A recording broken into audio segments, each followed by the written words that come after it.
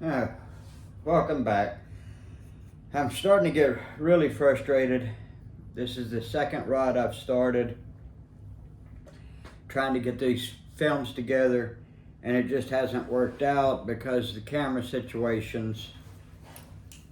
So now I've got two rods started, but you need to see the beginning of this too, not just the eyes getting put on there. So I'm going to try this for a third time, and this time I got my phone as a backup. I've got my GoPro 3, which has been my trusted camera for the last couple of years, and pulling out the new blank. This one here that I'm building is for my stepson's friend. So let me get this stuff out, get it together. I got to get the other stuff, and then we'll be ready to go. I have totally 100% made a mess out of my table trying to do these videos. Let me grab a brush out of here while I'm at it. All right, guys. Like I said, this is the third one I'm attempting to film, and like I said, I've got my phone as a backup camera for this just in case, but my GoPro 3 should be just fine. I will state real quick that this is probably going to be 2, 3, or maybe even 4 videos to get this rod built. But anyway, we're going to build a rod. One way or another, we're going to build a rod on camera. But this is my last setup right here, so I'd have to buy more in order to try again. So we're going to make it work this time. So what I did is I went to Mudhole and ordered, just like I've always done, but I've always ordered individual parts, and I was happy to see that they actually sell kits. I never paid attention to that before, and the kits has everything you need, rod component wise, everything you need to build the rod you want. So check them out. I make no money off of this. I just check it out.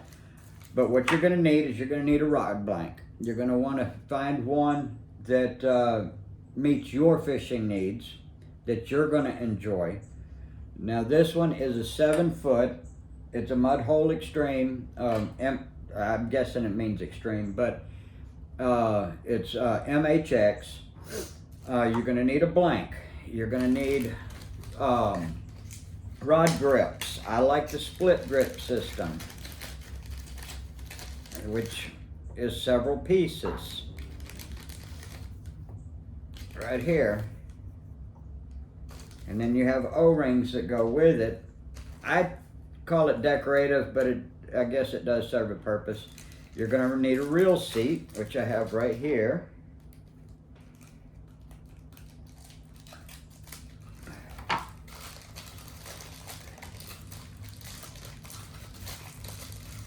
And now this is a Fuji reel seat. Trash can. So you need a rod blank, you need a reel seat, depending on what kind of reel seat you get, depends on whether it's going to be spinning or bait casting. The O-rings come in the kit with this. Now this is a split grip system, which is what I like. I'll show you the difference. This is a full grip. It goes from the reel seat all the way back. Now this is my only spinning reel that I have that I can remember, where my threads to tighten up the reel is on the bottom, because all of them I've built since I built this one. This one was the very first one I built after moving to Florida.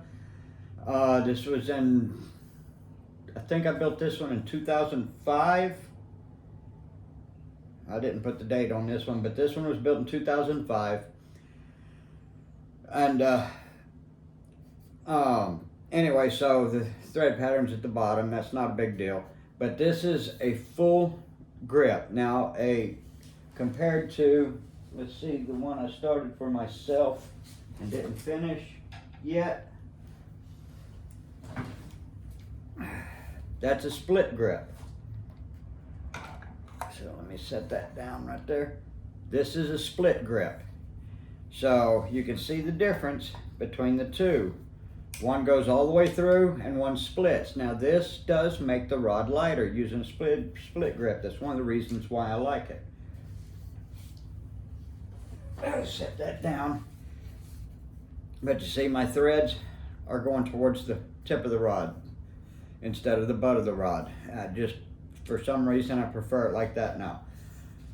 But anyway, back to this. So like I said, you need a rod blank to suit your need. You need a real seat. You need your grips, whether it's full grip or split grip system. Now this one is 4 pieces, the split grip system, because the butt actually has a cork butt that goes with it.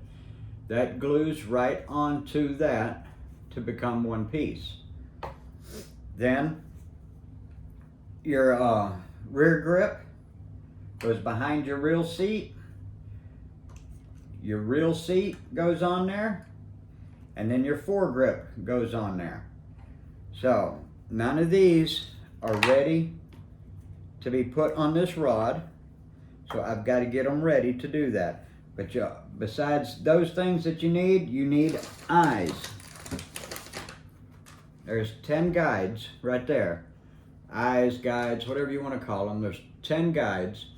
And the nice thing about Mudhole is you buy their Mudhole brand or their CRB brand. They put a little scannable thing on the back of it that you can scan it with your phone, and it will take you to a guide chart where you know what the measurement is for each guide that you put on there. It makes it really nice. So let's so we got the guides, we got the tip here. Yep, there's the rod tip right there. The rings, the real seat, the grips, the blank. You don't get the threads in the kit. You don't get the glues in the kit. You have to buy that separately. And I just made this board yesterday to hold all my threads, and I didn't put enough on there because I got too many threads. I got 2 different kinds of epoxy glues. One's a 5-minute epoxy, and one is what I call 24-hour epoxy. That's just epoxy I use and leave it on the turntable for 24 hours before I take it off. I think you can actually handle it in like 8 hours, but I leave it on there for 24 hours, don't even touch it. So in their kits, you also get the stickers to put on the rod. You can put the serial numbers for the rod on there, but it's got the size class for the rod sticker. So I do put the size class on there. I don't necessarily, unless I was selling the rod, which I don't really sell rods, in very rare occasion, I'll sell one that I build. But if I was selling it, I would put the one with the serial number on there, but they're my personal rods or rods I send to family members, so I don't put the serial numbers on there. So I don't even use a warranty because I fix the rod when something goes wrong with it that I make. So I need to, the first step is to get the butt on there. Actually, no, correction. The first step is to find the backbone of the rod. The backbone is really critical on a rod. That's one of the reasons why I am not a fan of ugly stick. They do not have a backbone. To find the backbone, I put it in one hand, the tip on the ground. Mudhole makes it nice. They put a rubber tip on there to help protect it. So I put the tip on the ground, put the butt of it in one hand, put my other hand down lower somewhere, put a bend in it, and then I roll the blank until I hit that backbone, which is right there. So I found that one quick. So let me turn it the wrong way. So go, pop. See, that was the backbone. You see how quick that popped? Right there, that's the backbone. So what I found in the last 7, 8 blanks I've bought from Mudhole is this sticker has been pretty consistently, I think 1 or 2 rods, I think it was 2, that the sticker wasn't where the backbone was. But pretty consistently they've been putting a sticker. I don't know if it's by chance or if they're doing it on purpose, they're putting it on the backbone. So find that, the backbone is right there. So it's right at this side of the sticker, so I want to put a mark right there. So I'm gonna grab my marker that I can clean off later, and I want to put a mark where my backbone is. My backbone is right there. I'm gonna put another one up higher, right there. And there is a glare on this rod from the light. So there's a glare that makes a perfect straight line. So I have it on the line there, and I have it on the line there. Well, almost on the line. Oops. Right there. So now I've got 2 marks on there for my backbone. So I need to remove this sticker, at least part of it. So we got the sticker off of there. So what I need to do is I need to get this tiny little hole, that tiny hole, I need to get it reamed out. So you can buy these from Mudhole, from American Tackle. You can buy them off of Amazon, I think. But I made this. This is just an old rod blank. I took a old sanding belt, cut a strip off of it, and then wrapped it around the rod blank with CA glue or super glue. So I am going to take this, go from the back side, because this is tapered, the same as the rod is tapered, and I'm going to run it through this and ream this hole out to fit that rod.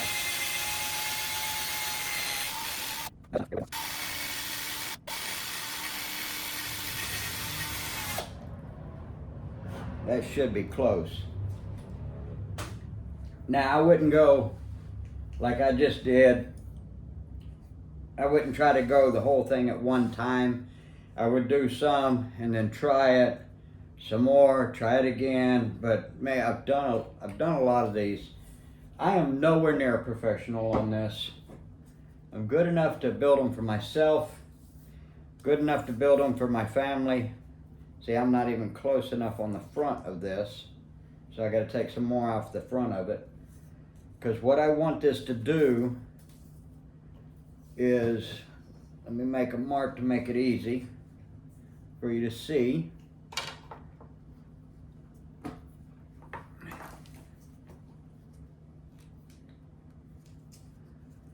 I'm going to line this this part of the butt up with the back of my rod butt,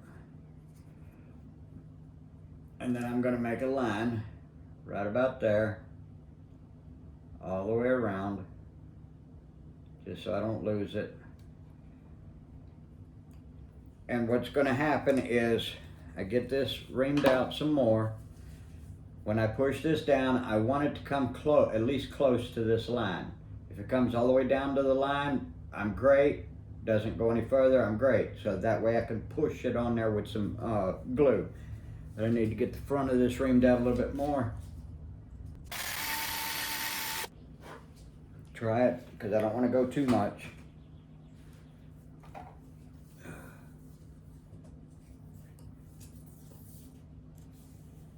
See, I'm still a little ways away,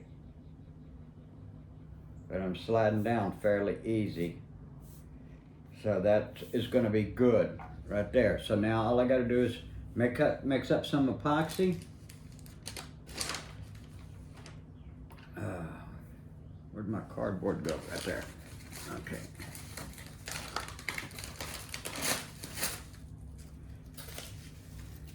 So I'm gonna mix up some 5-minute epoxy for putting these rod handles on. And I don't need much for the back of this thing. Just a dab of each, but this is a 50-50 mix.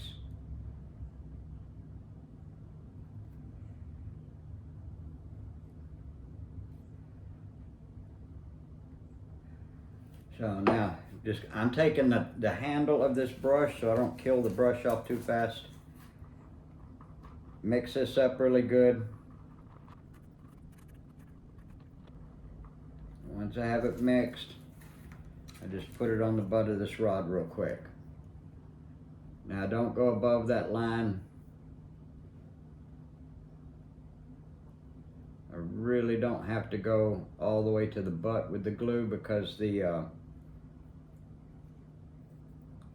cork butt will push it down more. So now I can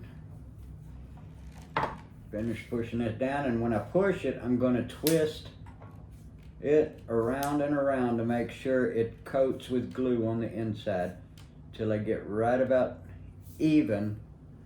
When I get even with the inside of that butt right there, then I stop. And let me see, because I don't know which camera I'm going to use more. So see, it's even with the end of that rod, that blank. So what I'm going to do now is I'm going to take some more glue, and on this cork butt, I'm going to put it on the inside edge of this cork butt.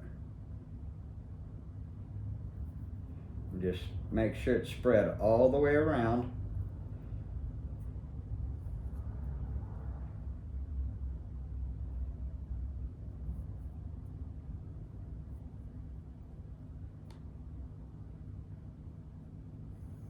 And then I just stick that right on the end, right there. And that will cure within about 5 minutes or so. Next is the ring. One of the rings, I think that one's too big. We're gonna try it.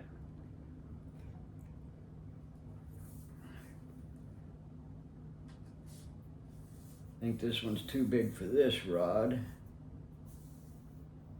Just a hair too big. I gotta get it before that epoxy sets up. So, put that back down there. Open the new pack, which is right here. I got these rings piled everywhere because I've got 3 rods going now. Find that one, I believe. So I'm going to slide it onto the rod. Yep, that's going to work.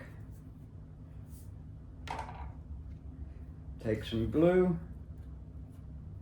and I'm just going to go right around this edge with a little glue.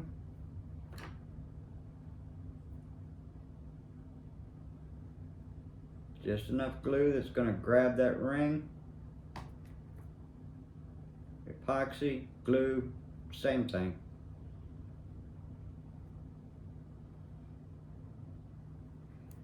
And then I just push that ring right down there, and it's going to squeegee. As you put it on, it's going to squeegee a little bit of that glue up, and then clean off the excess glue. And this is why I call it the O-ring a decorative thing, because it makes it look a whole lot better. Got that. The next step is I need to find out where I want my reel seat.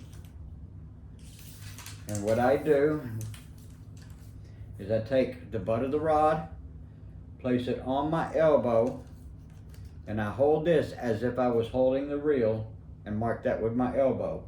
So that's the distance away from the butt that I want to be. That's going to be comfortable for me. Where's my marker? Right there. I'm going to mark the top right there. Hold it. Hold it in place right there. I'm going to mark the bottom. Now these marks, I'm not worried about washing them off because they're going to be covered up. Washing them off. I'm still spelling wash with an R. Okay, slide that off. So now I got to do the same thing with the rear grip. I've got to drill it out until it fits. Where's my mark? Right there's my bottom mark, till I can slide it down close to that line. So I take my ring. I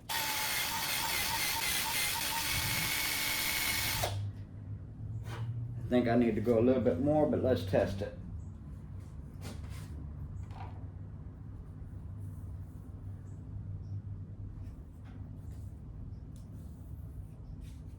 Yep, I need to go more because I got to the top line, but I need to be down closer to the bottom line.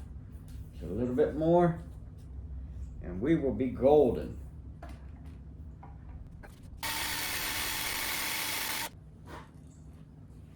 Now I'm turning this in my hand as I'm running that through it. That way it gets an even cut all the way.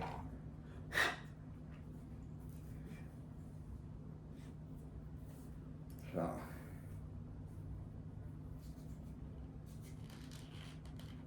A little bit more. Oh, I thought I was at enough. That's what I get for thinking.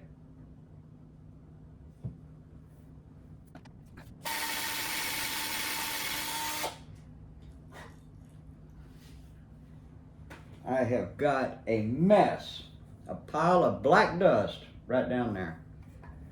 If my wife was still alive to see that, my rear would be grass.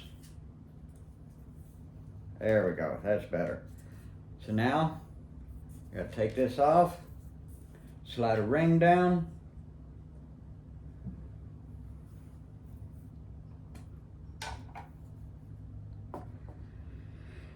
So I find a ring that's gonna work for it, which I believe that one's it.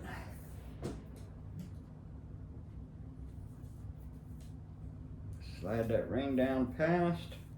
There it is. Make sure I'm good and past. Now I need another mark, because that's going to go there. The fat end goes to the bottom. See, I've got that there. I need another mark right there that I cannot pass with the glue. I can pass with some, but not all. Right there. So, put my rear grip on.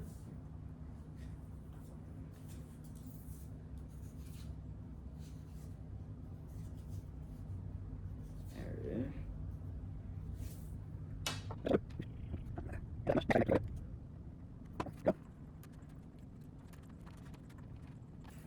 And then get it on here.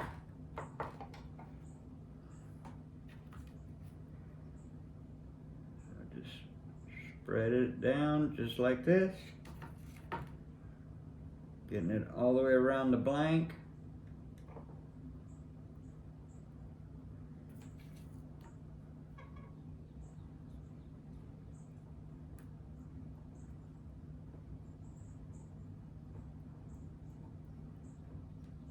Just like that. Now when I put this on here again, I'm going to twist this as I go down again to make sure the glue and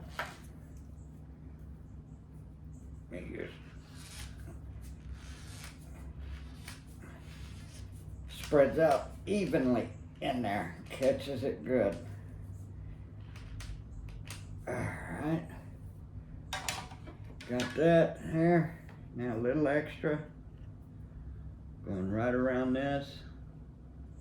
There's already some squeezing out, which is good, because we need the glue for this ring. Let me turn this rod because I'm right-handed. Just slide that up, turning it till that gets on there. Clean off any excess glue. And now we have that part too. The next is a little bit more work. I need this out the way for a second or a minute.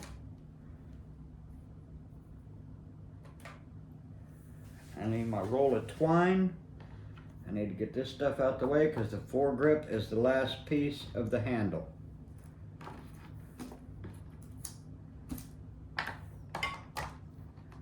But the foregrip goes on, the real seat goes on there. And you see when it comes down here, it's got a lot of slack in it. So we got to fill that slack up with something. Let me get some rubber bands on this because I can use a turntable doing it.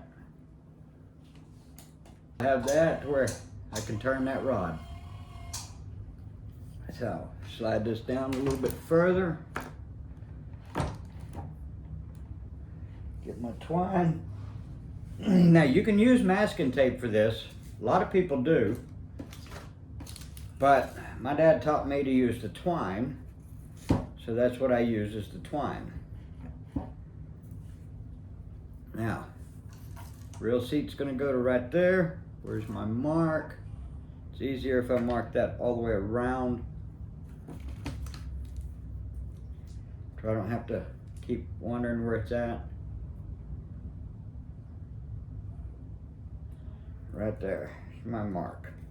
So I take my twine to get it started, throw my tag in up and over the rod, or over the blank. And this is just a filler. So wrapped it up and over. See, it's going just like this. Wrapping this underneath, the tag in underneath and back over the top. Take the one in my right hand and I'm pinch down on that. Just cross over it and pinch down on it. And then I turn it. Just like that. And I'm gonna do that for probably four, 5, 6, 7, whatever I feel like times around. Then I can cut my tag end off. Really don't have to on this one, but I cut it off. Maybe.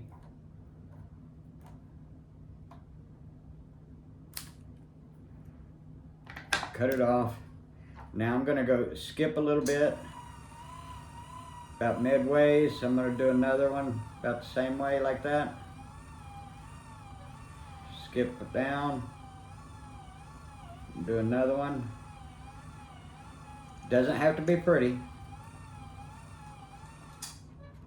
Now I can take this, slide it over. I still got a big gap right there. So that means I gotta go more. But I skip because I want the glue to hit the rod blank too.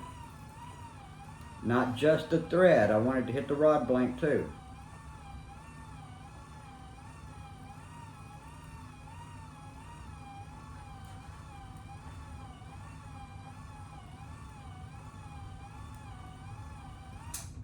Test it. See, it's fitting good over the front one. Let's see. Good over that one. Good over that one.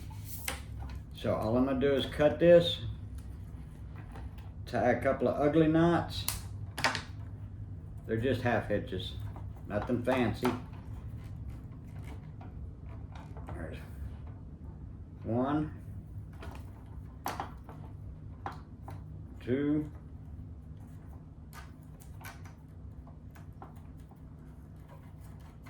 3, and you see I'm just working my way down with this excess line. 4, 5, and I don't know why I'm counting. You don't need to count. So, and then I'm just cutting tag end off. Doesn't have to be tight, doesn't have to be pretty, it's completely covered up. Now this I need a lot more epoxy for. Which one has that one right there? Need a lot more epoxy for this one. I thought I had some paper towels here. Oh, I do, right there. And again, this is 5-minute epoxy for the real seat.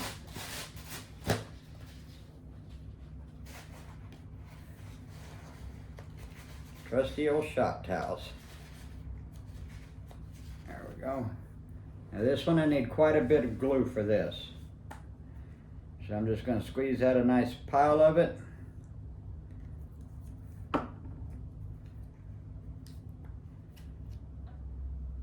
"50-50 mixture. I don't think that's enough, so I'm going to go more on the other.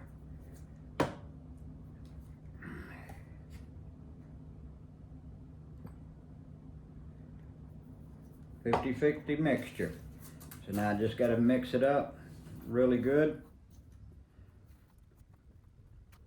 We got a brush for this one. Clean that off. Throw that straight in the trash can so it don't make a mess.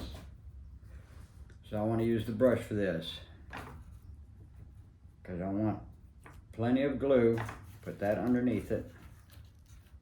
Plenty of glue on this. I'm going over where the tag end is first to help it stick in place. And that's why I have this cardboard under it, is because it's going to drip. But I want to completely cover all of this. That's why it needs so much glue or epoxy. Whatever you want to call it. Don't have to get technical on it. It's just a glue. An adhesive.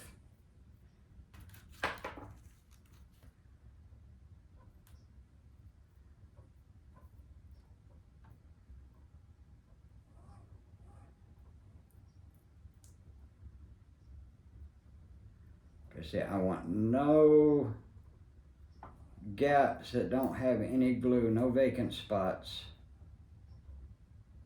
I want glue on all of it. Now the real seat's probably going to try to push some of the glue out at the back side, so what we're going to do is turn it just like we did everything else, but this time I've got to make sure I line up with my backbone, the back of the real seat with that backbone.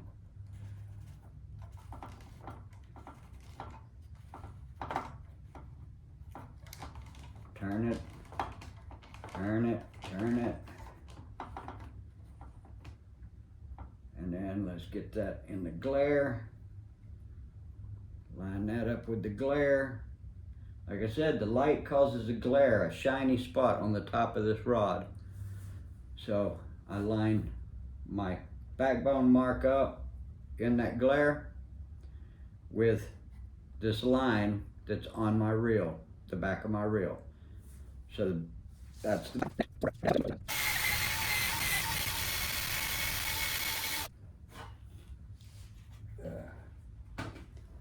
maybe a little bit more, but I'm hoping that's it. Oh, I got it, still got rubber bands on it.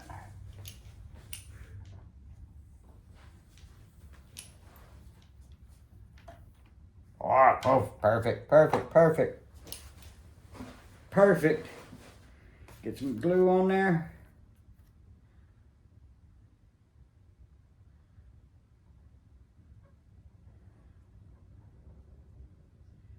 Got it before it dried. That was a lucky shot.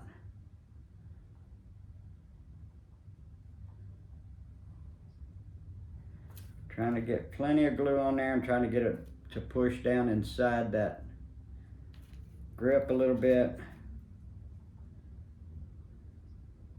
So push it, turn it, turn it, turn it. And just kind of try to make it grab and go as much as possible inside. Now it's actually a good idea to run tape on the threads, because just getting the excess off like this can cause a problem with the threads if you're not careful. But I think I got it. You know, the funny thing is, I don't think I've ever put tape on there.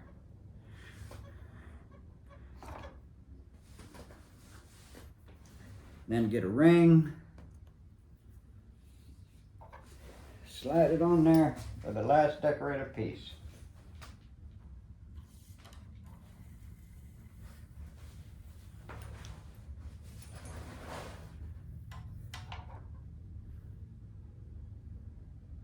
Oop, that ring is too big. Need a smaller ring. I thought I had it. I'll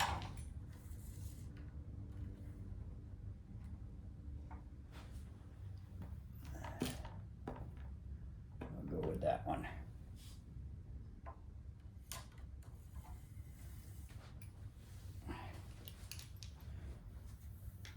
Yeah, I'll go with that one. Let's get a little bit of glue on that. It's already starting to tack up.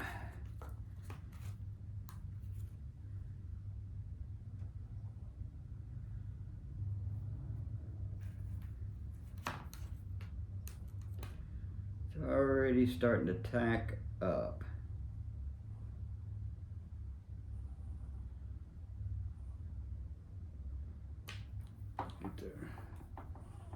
So I barely made it in time.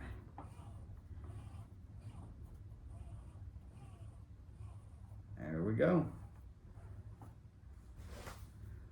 So now we got the handle all assembled. So now this needs to completely cure so I don't shift anything by accident before I can do my next piece.